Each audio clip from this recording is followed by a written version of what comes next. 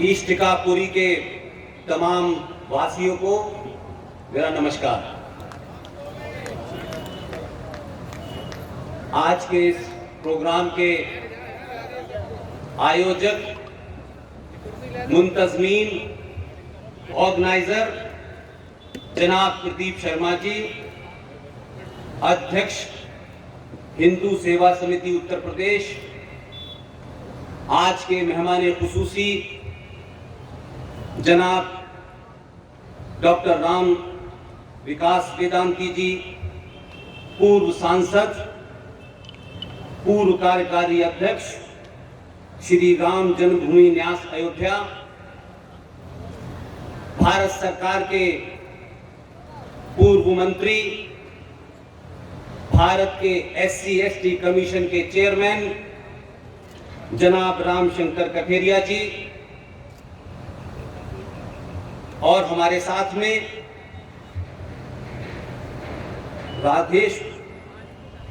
राघवेश दास वेदांती जी जो उत्तराधिकारी हैं डॉक्टर रामदास वेदांती जी के। मैं उन सब का तहे दिल से शुक्रिया अदा करता हूं, धन्यवाद करता हूं कि आपने मुझे खोज लिया और खोज के यहां बुला लिया।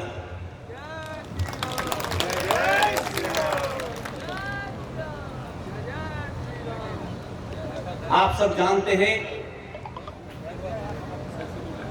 मैं किसी राजनीतिक दल से प्रत्यक्ष और अप्रत्यक्ष रूप से जुड़ा हुआ नहीं हूं, न ही किसी संगठन से जुड़ा हूं। मैं अपनी बात तथ्यों पे, तर्कों पे, फैक्ट के साथ रखता हूं, और शायद इसकी इसलिए जरूरत है कि ये 2021 का भारत है, इसमें एक तरफा संवाद नहीं हो सकता। संवाद की शैली अगर हमने नहीं बदली तो आज के युवा, जिसके बारे में हम बार बार ये कहते हैं कि आज का युवा अपने संस्कारों से, अपनी संस्कृति से, अपनी सभ्यता से विमुख हो रहा है, इसमें युवा का दोष नहीं है, हमारा दोष है। क्योंकि हमने 70 सालों में राजनीति के बहुत चेहरे देखे हैं, अलग अलग किस्म का हमने पंथ देखा है, लेकिन जो बात डॉक्टर वेदांती जी कह रहे थे, कठेरिया साहब कह रहे थे, उसमें एक बात और जोड़ना चाहता हूं कि हमने देश और राष्ट्र को एक समझ लिया है। हमने शब्दों को, उनके अर्थों को गलत समझ लिया है, और जब आप शब्द गलत बोलेंगे, उसके अर्थ गलत निकलेंगे, तो आने वाली नस्लें जरूर भ्रमित होंगी। लिहाजा हमारे यहां कुछ शब्द धारा प्रवाह, चाहे राजनीतिक लोग हों, चाहे अध्यापक हो, बुद्धिजीवी हो, दानिश्वर हो, इंटेलेक्चुअल हो, धारा प्रवाह उन गलत शब्दों को बोलते हैं, और शब्दों का अनर्थ करने से राष्ट्र का अनर्थ होता है। इसलिए आज के युवा के सामने कोई नई बात नहीं कहनी है। जो गलती हमारे पूर्वजों ने की है, उन शब्दों के सही अर्थ तथ्यों के साथ समझा दीजिए। आज का युवा हमसे कई गुना, कई हजार गुना राष्ट्रवादी है। इसलिए कुछ शब्द हमने लालच में, कायरता में, स्वार्थ में खुद ही गढ़ दिए, और जिनके लिए गढ़े न वो मानते हैं और न ये यथार्थ है, लेकिन हमें ये कहना अच्छा लगता है। लेकिन इसमें भी मैं एक लीवरेज या एक रास्ता भारत के राजनीतिज्ञों को देना चाहता हूं, और मैं सपाट तौर पे बोलता हूं, भारत के राजनीतिक नहीं, पूरी दुनिया के राजनीतिक लोगों को चुनाव में झूठ बोलने का अधिकार मिलना चाहिए। क्योंकि ये लोकतंत्र की सबसे बड़ी कमजोरी है। ये पूरी दुनिया में है, ये कोई भारत में नहीं है कि चुनावों से पहले आपसे लोग कुछ भी बोलते हैं, क्योंकि लोकतंत्र के अंदर बीमारी यह है कि लोकतंत्र के अंदर वोट का मतलब होता है, वो वोट पंचर जोड़ने वाला दे या एपीजे अब्दुल कलाम दे, दोनों की वैल्यू बराबर होती है। इसलिए लोकतंत्र की परिकल्पना वहां की गई थी जहां समाज पूर्ण रूप से शिक्षित हो, जो अपने अधिकारों के साथ साथ दायित्वों को भी समझता हो, जो समाज 700 साल तक अपनी पहचान ढूंढता रहा हो, जहां घर रोटी पानी का इंतजाम करने में लगा रहा हो, वहां लोकतंत्र कभी सफल नहीं होता है। लिहाजा अपनी सुविधाओं के हिसाब से हमने बहुत शब्दों का अनर्थ किया।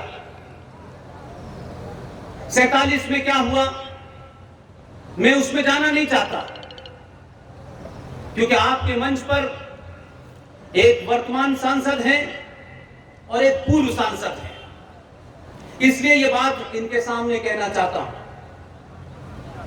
सार्वजनिक मंचों से कह चुका हूं कि उस संसद में जाने का मेरा कोई इरादा नहीं है, न मेरी ऐसी कोई चाह है, लेकिन जो हैं, और अगर उनको कुछ चीजें उनके ध्यान में नहीं है,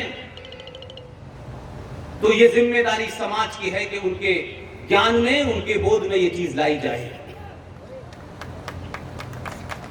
इसमें से कोई बड़ा छोटा नहीं होता,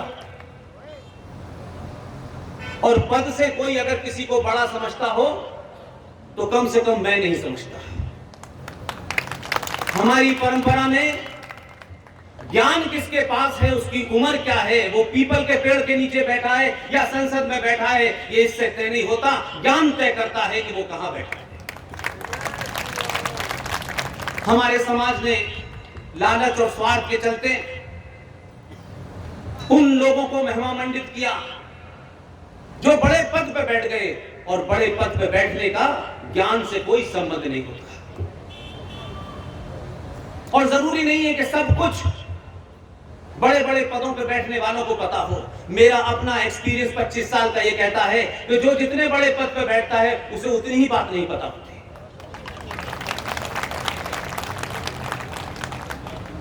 इसलिए कुछ मुहिम, कुछ बातें जिसकी तरफ डॉक्टर वेदांती जी ने, डॉक्टर कठेरिया जी ने ध्यान दिलाया, वो ज्यादातर राष्ट्र और देश से ज्यादा कनेक्टेड थी।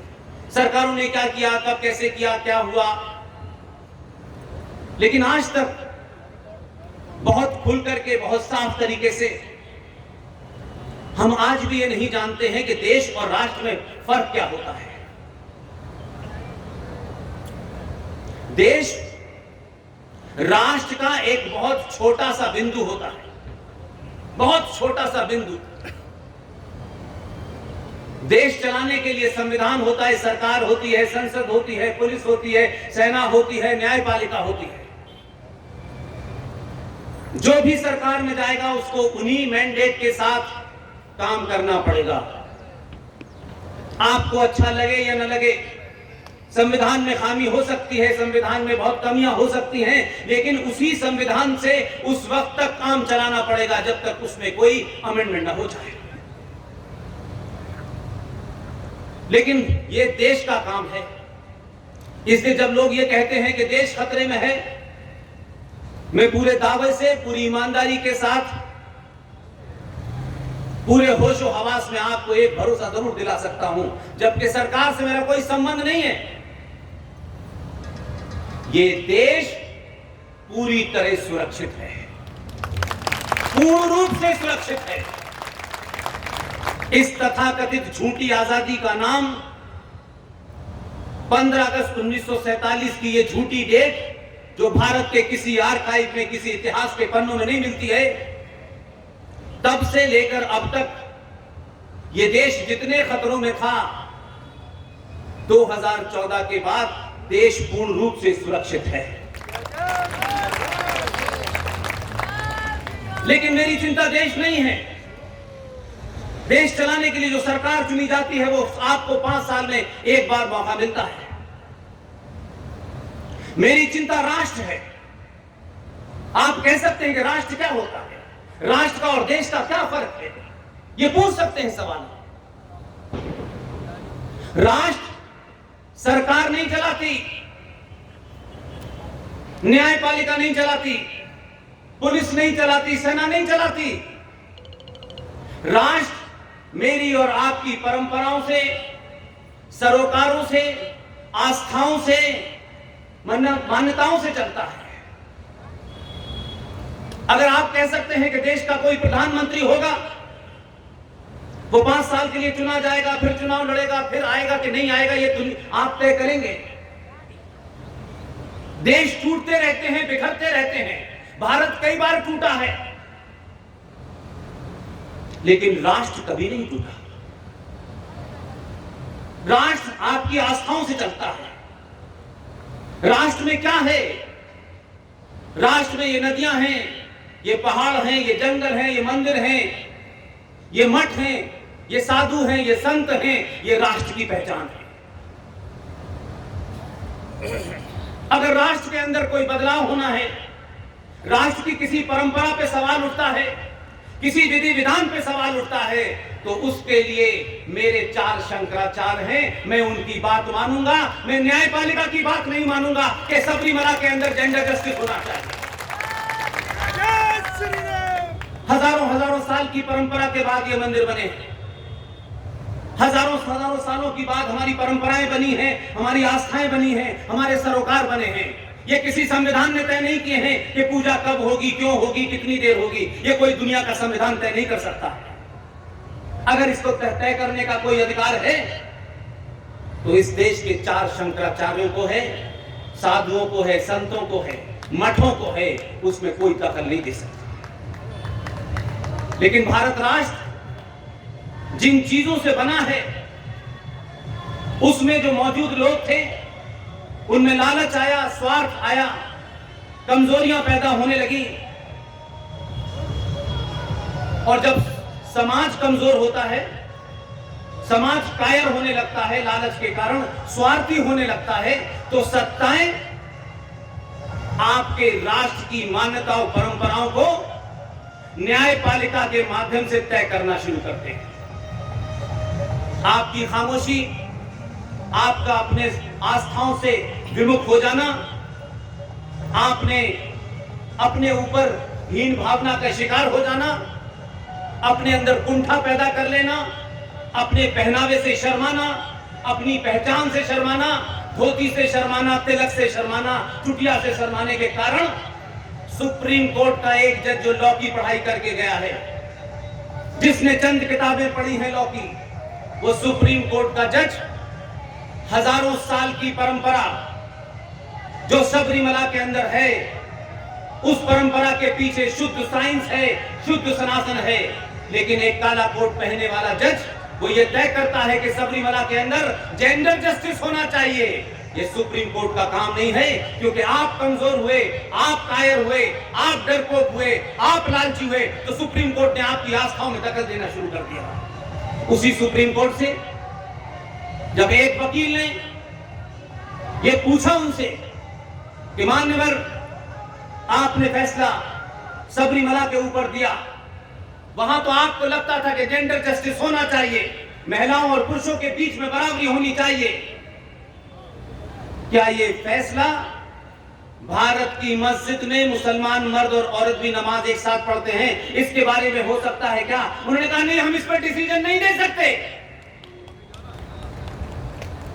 इसका इंफ्रा क्या है, इसका अर्थ क्या है? सत्ता के जितने भी आयाम हैं, जितने भी इंस्टीट्यूशंस हैं, हमें लगता है किसी किताब से चलते हैं, आईपीसी से चलते हैं, संविधान से चलते हैं, लेकिन दुनिया की सच्चाई ये कहती है कि समाज ताकतवर होता है तो सत्ता और व्यवस्था में बैठे हुए लोग उसी की बात मानते हैं। इस देश की व्यवस्था में आपका डर नहीं है, इसलिए न्यायपालिका कोई भी बयान दे देती है। इस देश की व्यवस्था के अंदर ऐसे लोग बैठे हुए हैं कि वो आपकी बात नहीं सुनते और जिनसे डरते हैं उनकी बात सुनते हैं। अगर दुनिया में यही विधान है और यही सच है कि कुछ संविधान से नहीं चलता है, लगता है कि सब कुछ संविधान से चल रहा है, ऐसा होता नहीं है।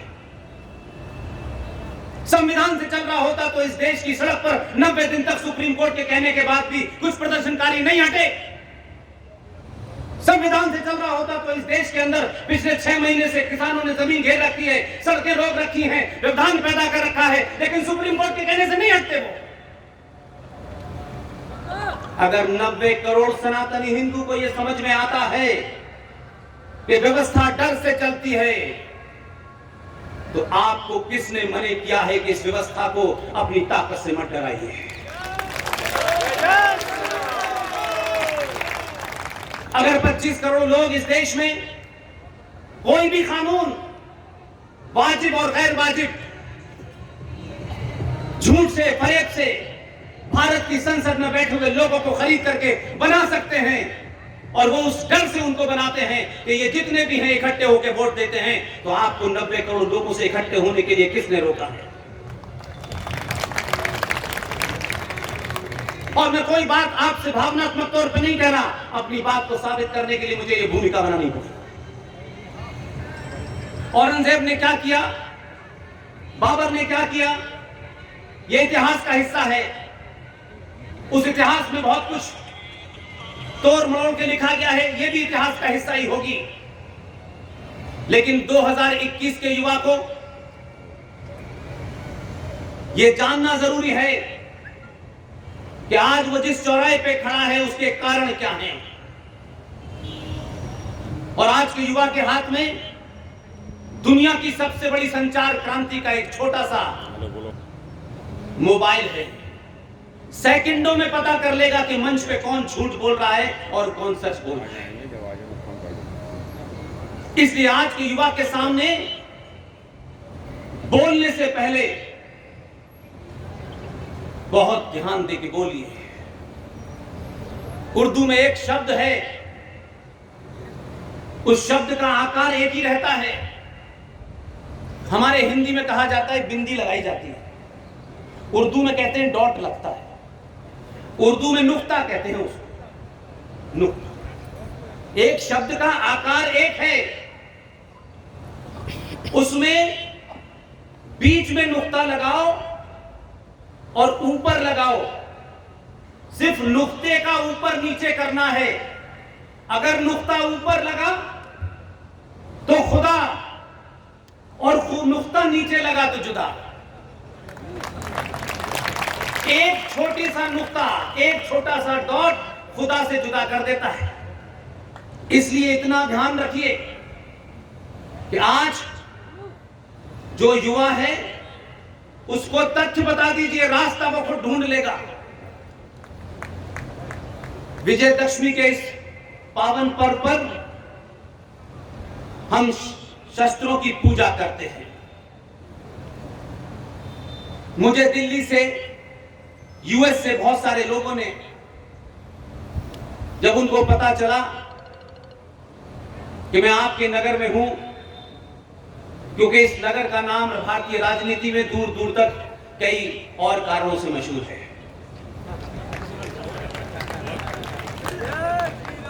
उन्होंने कहा कि आप एक बात जरूर कहिएगा कि आज शस्त्रों की पूजा आप करते हैं और फिर शस्त्रों को उठा करके लॉकर में रख देते हैं। यह सिंबॉलिक है। आपके यहां शास्त्र और शस्त्रों को बराबर का महत्व दिया गया है।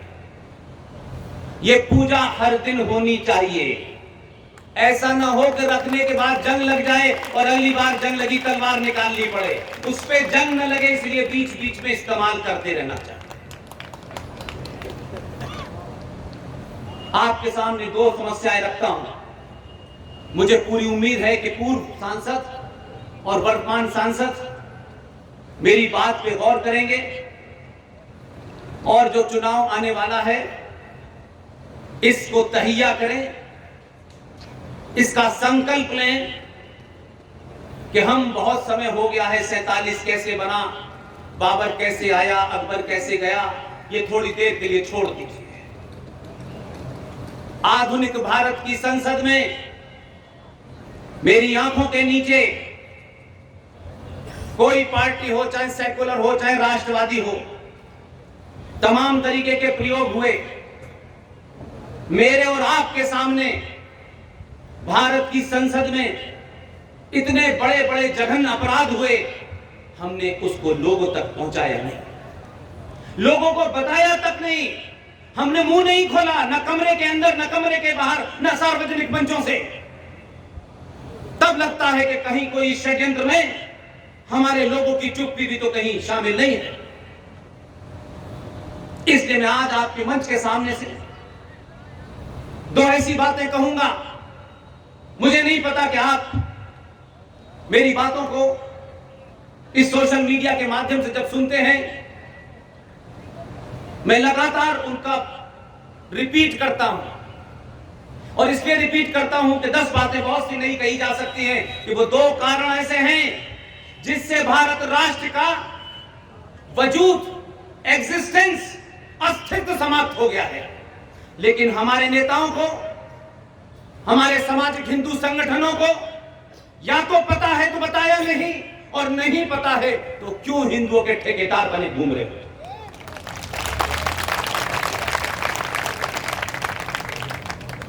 नहीं पता है, मैंने किसी निजी चर्चा में भी नहीं देखा, कमरे के अंदर भी नहीं देखा। आपके कत्ल का इंतजाम कर लिया गया है, आपके राष्ट्र को बेच दिया गया है भरी संसद में पूर्ण बहुमत के साथ, लेकिन कोई मुंह नहीं खोलता, सब खामोश। सरकारें आती हैं, जाती हैं, बिगड़ती हैं, टूटती रहती हैं, पार्टियां भी कई बार बिगड़ी हैं, टूटेंगी, दल भी टूटेंगे, संगठन भी टूटेंगे, लेकिन मेरे चिंता के मूल में राष्ट्र है, यह नहीं टूटना चाहिए। मैं बार बार इसलिए अपनी बात को राष्ट्र के रूप में ले जाना चाहता हूं, और जो जघन्य अपराध इस राज्य ने किए हैं राष्ट्र के खिलाफ, उसे पूरी ताकत से कहिए। वो किसके खिलाफ है, किसके खिलाफ नहीं है, क्योंकि ये राष्ट्र है तो हम हैं, ये राष्ट्र है तो देश है, देश से राष्ट्र नहीं है। बड़ी बदख्याली है लोगों को। ये सुप्रीम कोर्ट है, ये संसद है, संसद हमारे लिए है, हम संसद के लिए नहीं है। हमसे संसद है, हमसे जुडिशरी है। ये जुडिशरी को क्यों गलतफहमी हो गई है कि हम उसके लिए बने। कभी आप रात में 5 बजे कोर्ट खोल देंगे, सुबह सुबह आपको कोर्ट खोलने में कोई हर्ज नहीं है, 3-3, 4-4 बार खोलेंगे, लेकिन भारत राष्ट्र पे जो खतरा मंडरा रहा है उसकी आप पिटीशन को भी एक्सेप्ट नहीं करेंगे। 1991 वेदांती जी, आप ऐसे संत हैं कि जब वहां बाबर का घर टूटा था अयोध्या में, मैं तब भी था, उसके बाद भी था। आपके प्रति मेरी बड़ी श्रद्धा है, इसलिए आपके सामने ये बात है। 1990 में मंदिर आंदोलन अपने चरम पर था।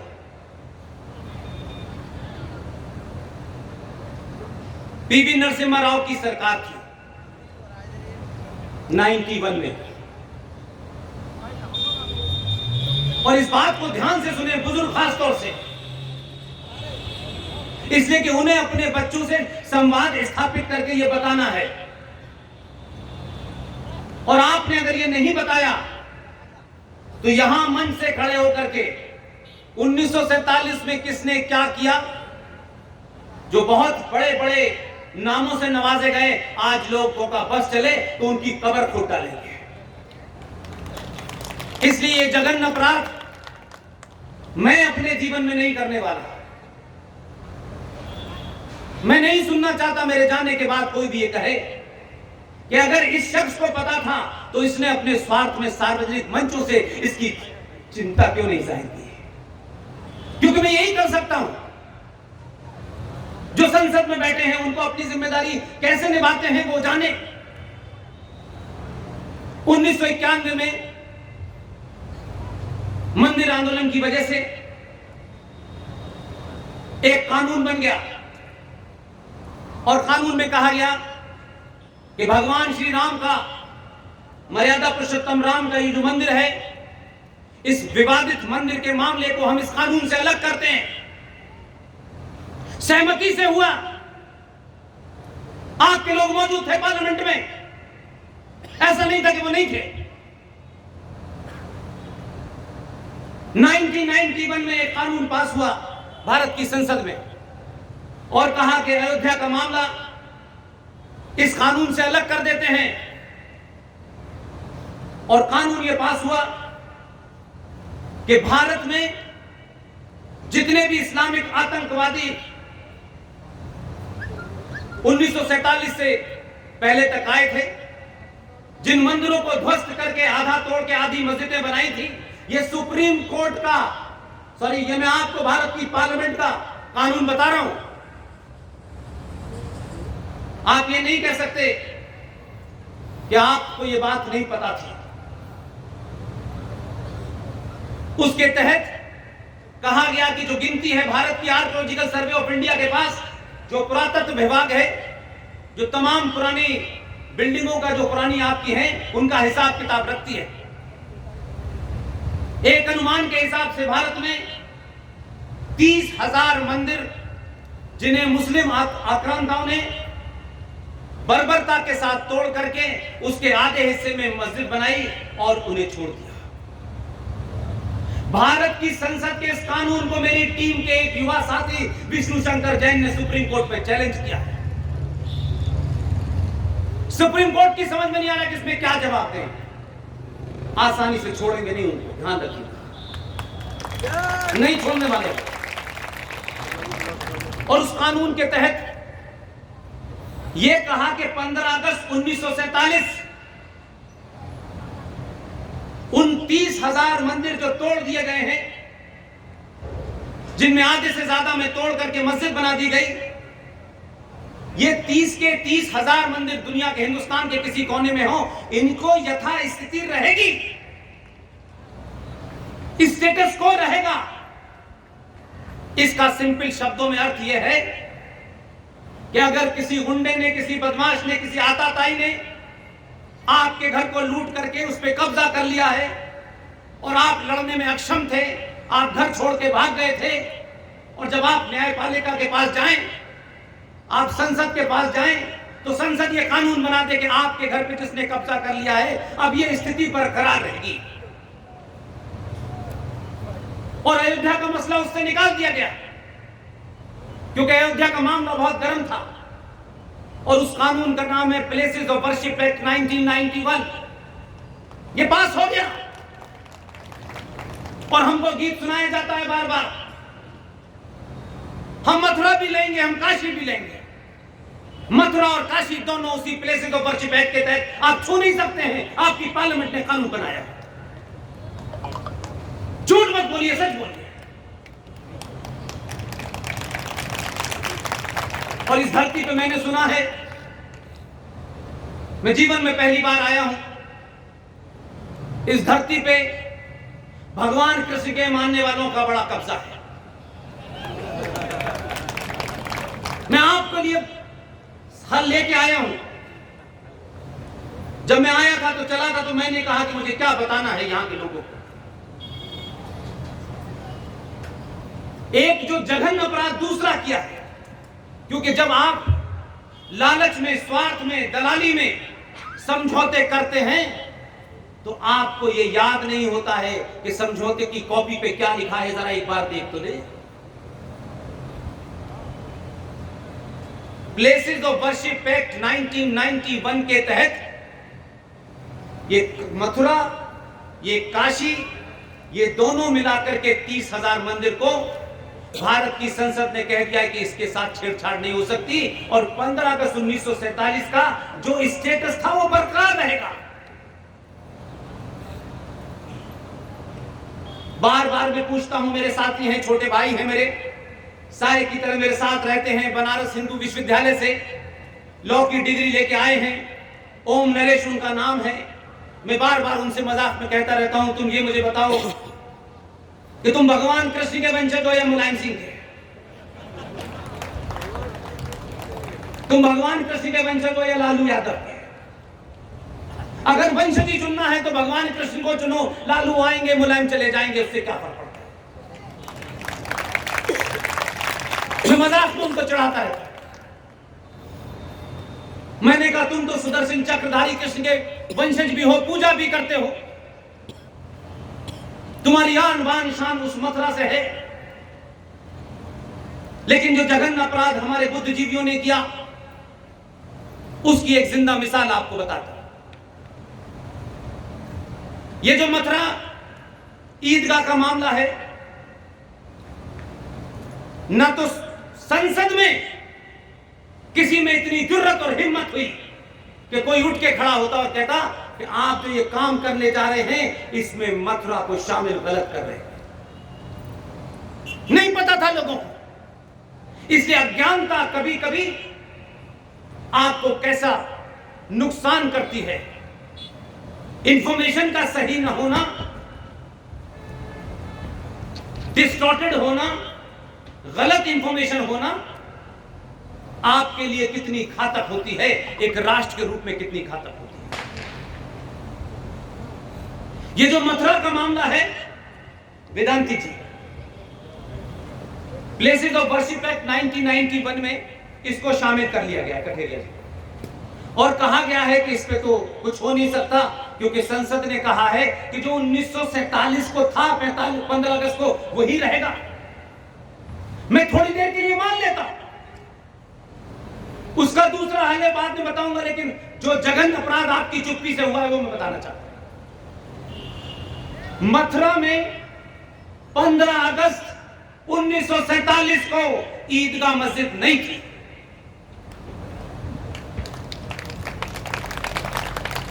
अगर स्टेटस को रहना है, यथास्थिति रहनी है, तो 1947 में कुछ आताताई मुसलमानों ने कृष्ण जन्मभूमि में हिंदू समाज के दो बड़े दलालों ने जो आपके साथ जघन्य अपराध किया, उन्होंने जमीन बेचकर 1965 में वहां ईदगाह बना।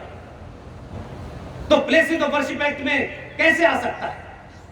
अगर हम संसद का कानून माने तो उसमें मथुरा का मामला आ ही नहीं सकता, और अगर आएगा तो सुप्रीम कोर्ट को उन्हें निर्देश देना होगा। सुप्रीम कोर्ट भारत की सेना को, पुलिस को निर्देश देगी कि तत्काल प्रभाव से इसकी जो ईदगाह है इसको ढहा दिया जाए। लेकिन आपको अपने बीच में जो हिंदुत्व के दलाल हैं उनका भी चेहरा बेनकाब होना चाहिए,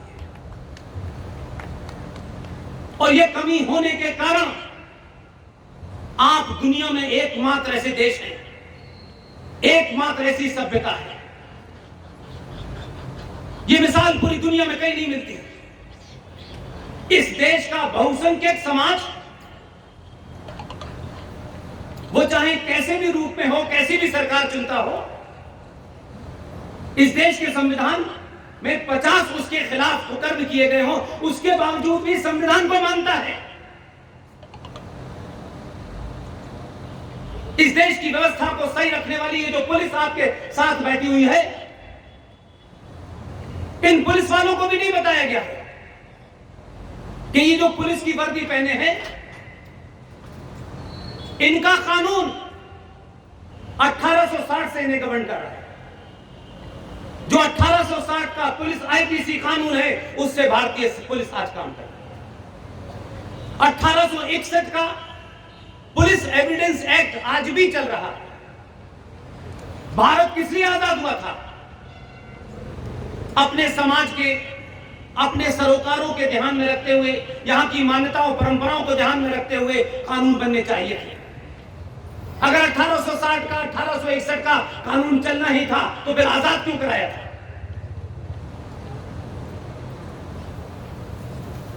बिहार का एक गवर्नर सार्वजनिक मंच से नाम लेकर के,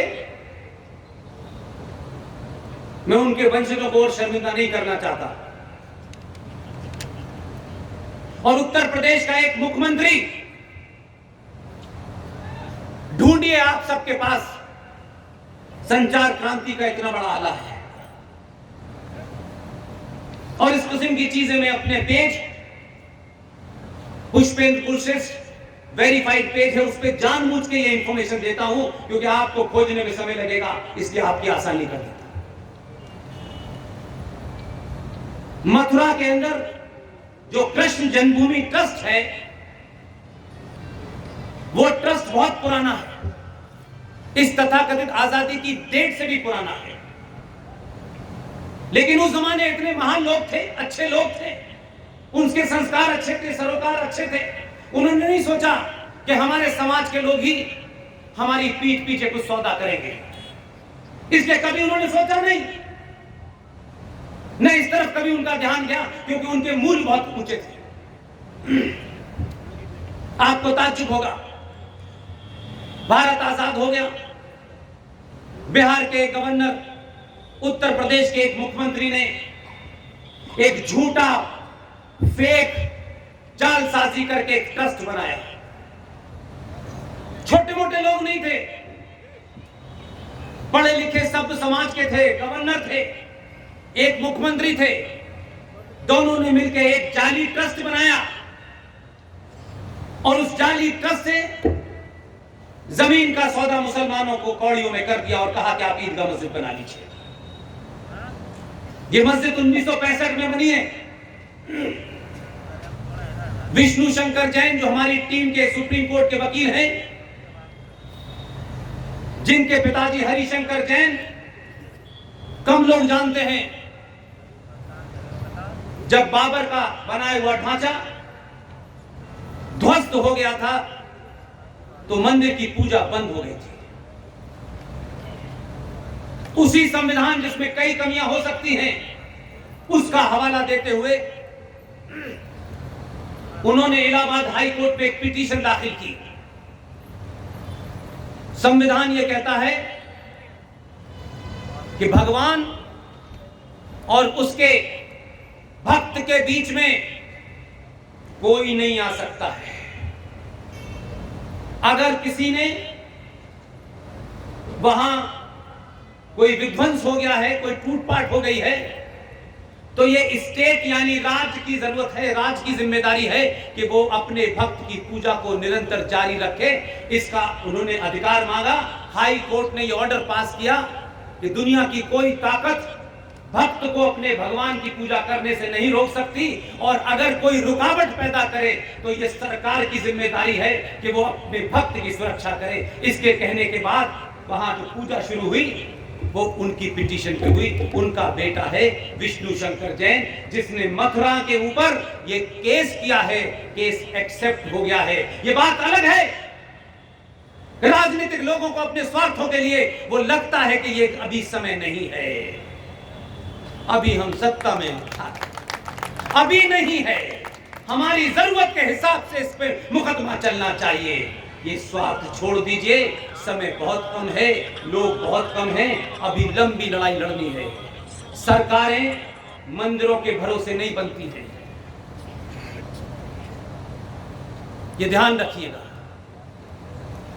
सरकारें बनने के लिए आप मंदिर में माथा टेक सकते हैं, लेकिन मंदिर सरकार का इंतजार नहीं करेगा।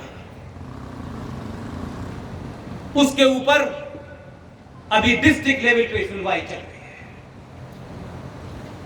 दूसरा जघन्य अपराध जिसे सुन के आप अगर सच में भारतीय सनातनी हैं, 1% भी, जो 1000 बार आपने सुबह से जय श्री राम का नारा लगाया है, साथ साथ भारत माता का नारा लगाया है, मैं कह रहा हूं एन आयोटा, एक बूंद बराबर भी आपके अंदर भारत माता के लिए नारा लगाते वक्त अगर कोई श्रद्धा है तो आज रात आपको नींद नहीं आएगी, आप सो नहीं सकते हैं। और अगर सोएंगे तो ये मालूम लगेगा कि ये सिर्फ नारा आपके मनोरंजन के लिए हो सकता है। मेरे मनोरंजन के लिए नहीं है। कठेरिया साहब ने बताया कोरोना की वजह से कम लोग आए हैं। कठेरिया साहब, हम जब इसमें कूदे थे तो हमने ये कभी चिंता नहीं की कि 1 करोड़ लोग हैं या 2 लोग हैं।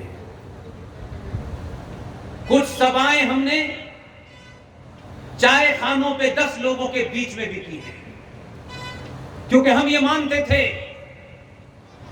आप अपनी बात को पूरे तर्कों के साथ रखें, अगर सच होगी तो आपकी तरफ फैल जाएगी। इसलिए गिनती माने नहीं रखती।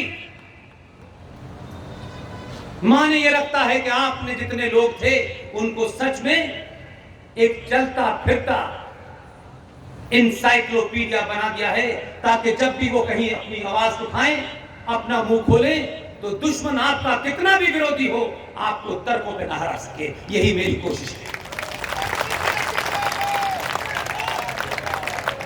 2013 में भारत की संसद में एक दूसरा जघन्य अपराध हुआ, और 2013 कोई इतनी पुरानी बात नहीं है कि आप में से कोई पैदा ना हुआ हो। 1991 में तो हो सकता है कि पार्लियामेंट की रिपोर्टिंग सिर्फ प्रिंट मीडिया में होती हो। 2013 में संसद के 2 चैनल चलते थे। एक राज्यसभा की कार्रवाई 24 आवर दिखाता था, एक लोकसभा की दिखाता था। सरकार ने किस नियत से खोले मैं नहीं जानता, लेकिन मुझे दुख है कि सरकार ने जिस नियत से भी खोले हों, लेकिन समाज ने,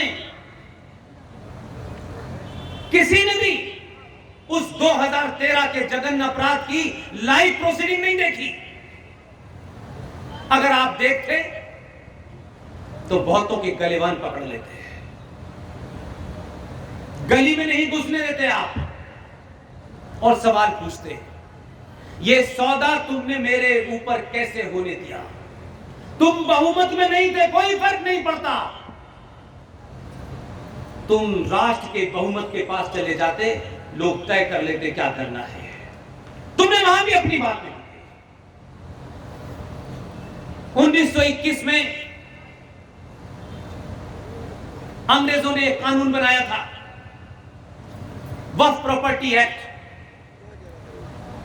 और उसके तहत हिंदुओं की प्रॉपर्टी हिंदू देखेंगे, क्रिश्चियन की प्रॉपर्टी क्रिश्चियन देखेंगे, हिंदुओं की हिंदू, मुसलमान, इस तरीके से उसका बांट हुआ। लेकिन जिन लोगों के नाम के आगे पंडित और पीछे नेहरू लगा हुआ था, उनके बारे में आप डॉक्टर वेदांती जी से सुन चुके हैं। उन्होंने 1956 में उसमें संशोधन कर दिया,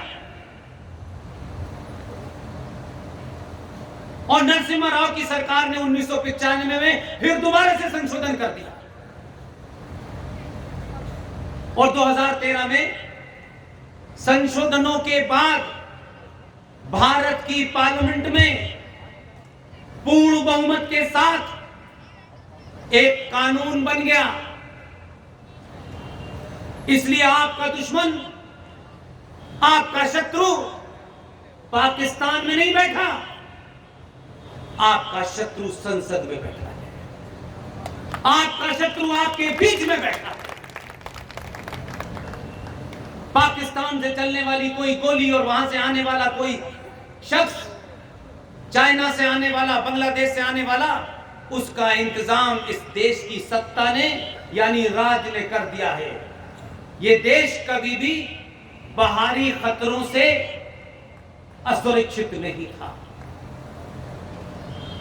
इसलिए कभी भी ऐसा नहीं हुआ, इस 15 अगस्त के बाद जितने भी इस देश में युद्ध हुए उसमें हम हारे, ऐसा नहीं था। हम चारों युद्ध में जीते। संसद में बैठने वाले दलालों ने मेज के ऊपर वो समझौता किया कि जो भूमि आपने जीती वो वापस करनी पड़ी। इसलिए मेरी चिंता न पाकिस्तान है न बांग्लादेश है। ये महज इत्तेफाक है कि जहां से पाकिस्तान का जन्म हुआ, जहां पाकिस्तान का विचार जन्मा, मैं उसी जगह पैदा हुआ हूं, आपसे बेहतर जानता हूं। इसलिए पाकिस्तान का पहला प्रधानमंत्री कौन था? अलीगढ़ मुस्लिम विश्वविद्यालय से जाने वाला छात्र लियाकत अली खान था। अक्टूबर बड़ा महत्वपूर्ण दिन है, महीना है। दो डेट इसमें ऐसी हैं कि अगर आप सच्चे राष्ट्रवादी हैं और आपको इस राष्ट्र से सच में प्यार है तो ये दो डेट जरूर याद रखिएगा। वेदांती जी ने दो डेट बताई हैं आप, 5 अगस्त 2019 और 5 अगस्त 2020। अक्टूबर में कोई महत्वपूर्ण डेट बताइए।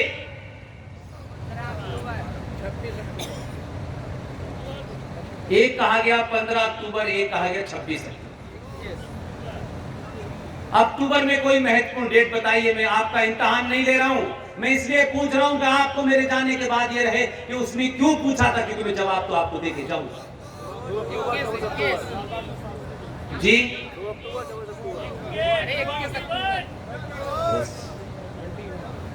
अक्टूबर में दो डेट बहुत महत्वपूर्ण है मेरे लिए। मैंने संविधान की शपथ नहीं ली है। मैं पाखंडी मक्कारों को भारत का राष्ट्रपिता नहीं कहता हूं।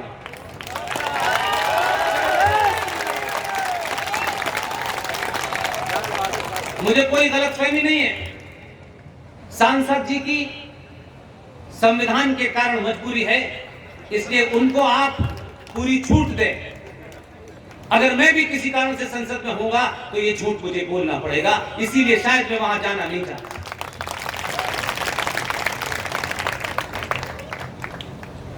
21 अक्टूबर की डेट, जिस दिन इस देश के 90 करोड़ राष्ट्रीय हिंदुओं को पता चल जाएगी, आप 2 अक्टूबर भूल जाएंगे। 21 अक्टूबर 1943 को ब्रिटिश साम्राज्य के खिलाफ सेना बना करके, विद्रोह कर करके नॉर्थ ईस्ट के शहर मोयान में पहुंचकर सुभाष चंद्र बोस ने भारत की आजादी की घोषणा की थी। और ये सिर्फ आजादी की घोषणा वो नहीं थी जो कांग्रेस की मीटिंग में बैठ करके दलाली हुई। ऐलानिया पूरे गाजे बाजे के साथ पूरी दुनिया के सामने उन्होंने 21 अक्टूबर 1943 को जब भारत की आजादी की घोषणा की, उनका बल देखिए। तो वो ये काम करने के बाद आए थे। कहा गया जर्मन गए, यहां गए, उसके बाद वो मोयान शहर पहुंचे और जब उन्होंने कहा कि भारत के राष्ट्र घोषित हो गया है, अपनी करेंसी चलाई, अपना बैंक खोला और दुनिया के 9 राष्ट्रों ने, जिसमें उस वक्त का सबसे ताकतवर देश सोवियत यूनियन रूस ने मान्यता दी थी। 9 देशों ने आपको मान्यता दी। लेकिन हमारे समाज में बहादुरों की पूजा नहीं होती है, कायरों को हीरो बनाया जाता है।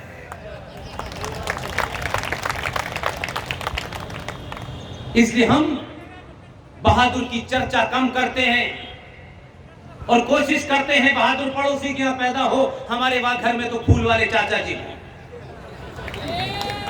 ताकि खानदान खानदान हम दलाली करते रहे। ये मानसिकता बना दी है। अगर ये भारत 70 साल में इतना कमजोर अंदर से हुआ है तो इसलिए नहीं कि सरकारों ने किया है, सरकार ने किया होगा, लेकिन राष्ट्र के अंदर जो आप है, जो समाज है, जो राष्ट्र को चलाता है, आपको भ्रमित किया गया।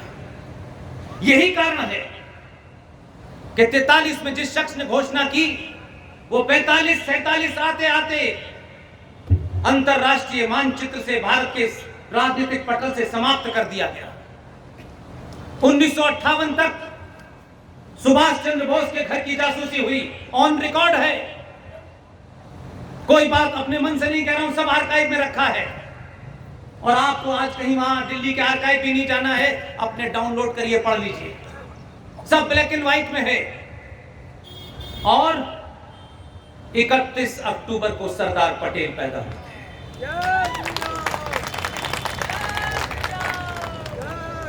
इसलिए वेदांती जी जब एक बात कह रहे थे कि ऐसी सरकारें आई, वैसी सरकारें आई, ये हुआ, एक बात का जवाब हां और ना में दीजिए। दूसरे को दोषी बताने से आपकी कायरता खत्म नहीं हो जाती।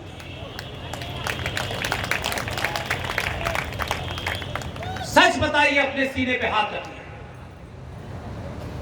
भारत मां की जय का आप नारा लगाते हैं, भगवान राम का भी नारा आप लगाते हैं। सच बताइए कि आपने आजाद, तथाकथित आजाद भारत में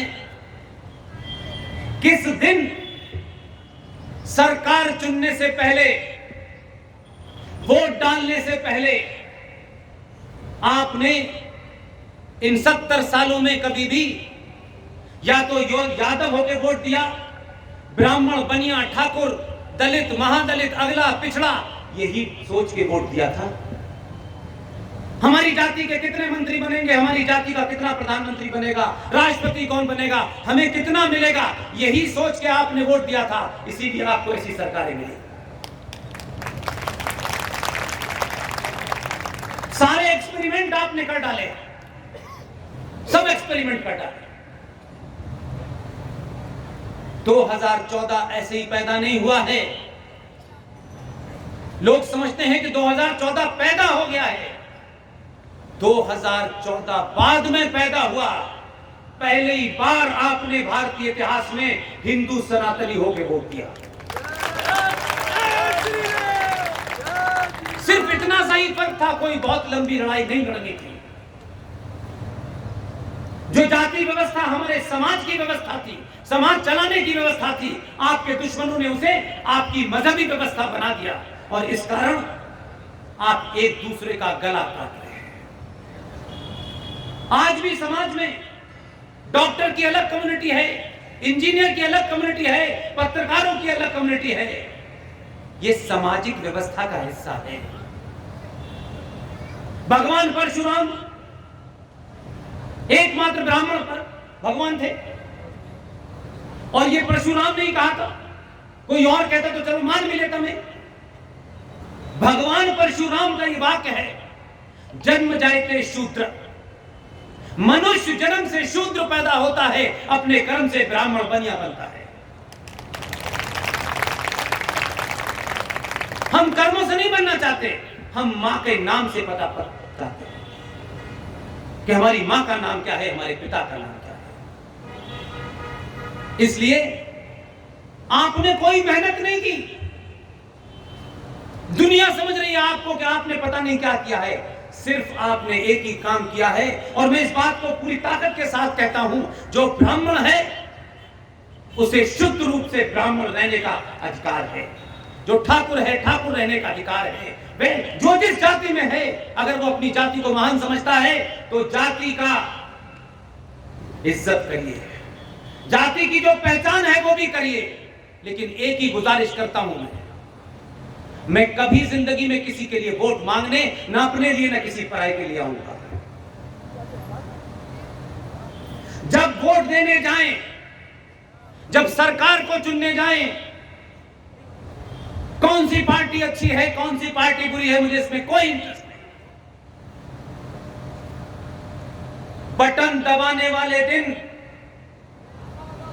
घर से निकलने के बाद और बटन दबाने तक अपनी नियत को बांध के जाएं।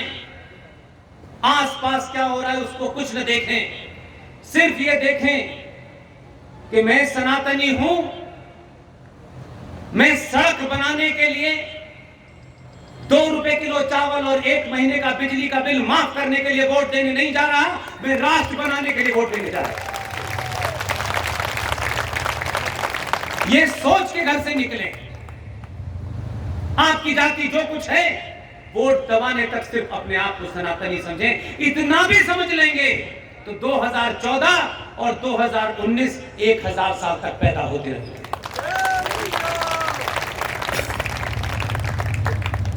इसलिए वक्फ प्रॉपर्टी एक्ट 2013 संसद में पास हुआ है। हाथ उठा के बताइए इसके बारे में जानते हैं कि नहीं? हाथ उठा के बताइए एक एक आदमी। इसका मतलब है जो हाथ नहीं उठा रहे उनको पता है। सच में पता है। अरे इसमें झूठ क्या बोल रहे हैं, अपने घर में है यार। यहां हाथ उठाने से किसी की नाक नहीं नीची हो जाएगी। मैं तो गली गली मोहल्ले मोहल्ले जा रहा हूं, मेरी तो नाक नीची नहीं हो रही। मैं तो जब तक घर घर तक ये बात नहीं पहुंचा दूंगा, हर चौराहे चौराहे बोलता रहूंगा। वक्फ प्रॉपर्टी कानून 2013 का सेक्शन 40, सेक्शन 40, धारा 40 क्या कहती है? धारा 40 ये कहती है कि वक्फ प्रॉपर्टी बोर्ड के 2 सदस्य, वो हिंदुस्तान के किसी कोने में बैठे हो, किसी कोने में बैठे हो, उस वक्फ प्रॉपर्टी बोर्ड के 2 सदस्यों को वेदांती जी अगर ये लगता है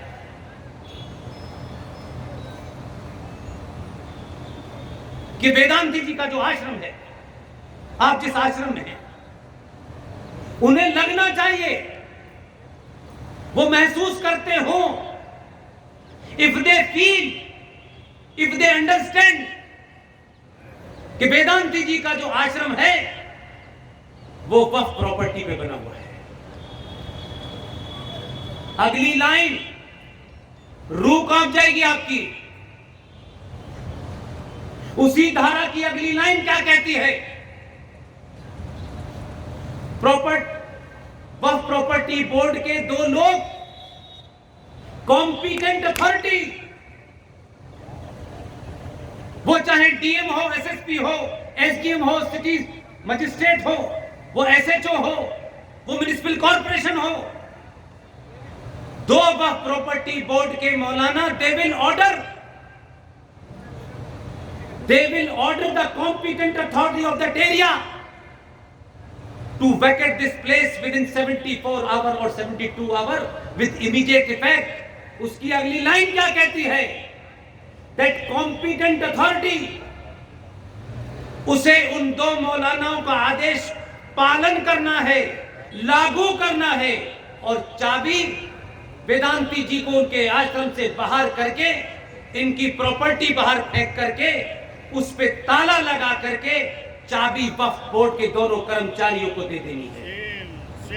ये शेम का मामला नहीं है, उससे आगे की बात सुनिए। आपके कत्ल का पूरा इंतजाम किया है, सोते रहिए, सिर्फ टीवी सीरियल देखिए, कथा करिए, भजन सुनिए, भगवान राम की कथा सुनिए। माता सीता ने कहा कि भगवान राम के पैर में कैसे छाले निकल गए, ऐसे लग रहा था कथा सुनाने वाला देख क्या रहा है। वही बातें इमोशनल, वही भावुक बातें करिए, लेकिन उसी कथा में करते करते मौला भी पैदा हो जाता है और अली भी पैदा हो जाता है। आप रहिए, इसी में लगे रहिए। आपके कत्ल का इंतजाम कर दिया लोगों ने, आप बोलना नहीं चाहते। उसी की कड़ी का 40 सेक्शन का अगला हिस्सा यह कहता है कि वेदांती जी को जो टैक्स देते हैं, इस संविधान पे यकीन रखते हैं, कानून मानते हैं, वेदांती जी को यह संवैधानिक अधिकार नहीं है कि वो हाई कोर्ट जाएं और कहें कि महाराज मीलॉर्ड मेरी जमीन ले ली है। हाई कोर्ट वो एप्लीकेशन एंटरटेन नहीं कर सकता। आपको अपनी जमीन की फरियाद करने के लिए वक्फ ट्राइब्यूनल बोर्ड में जाना है। उर्दू में एक कहावत है कि जो आपके कातिल हैं वही आपके मुंसिफ भी हैं। यह कानून बना करके 2013 में संसद में पास करके रख दिया है। किसी ने बताया था आपको आज तक? भाई साहब, आपके मकान की छोटी सी जमीन का टुकड़ा 2 सगे भाइयों के बीच में 10 गज इधर और 10 गज इधर चला जाए, सगे भाइयों के बीच में 20 साल मुकदमा चलता है, कई कत्ल हो जाते हैं। आप वो समाज हैं, लेकिन आपके राष्ट्र का सौदा हो गया है, आपको पता तक नहीं है, क्योंकि आप अपने स्वार्थ में डूबे हुए हैं। आपको लगता है सरकार का काम है, सरकार करेगी, हम क्यों करेंगे? हमारा काम तो पेट्रोल का प्राइस कैसे बढ़ा, प्याज कैसे महंगी हो गई, उतारो गड्डी से।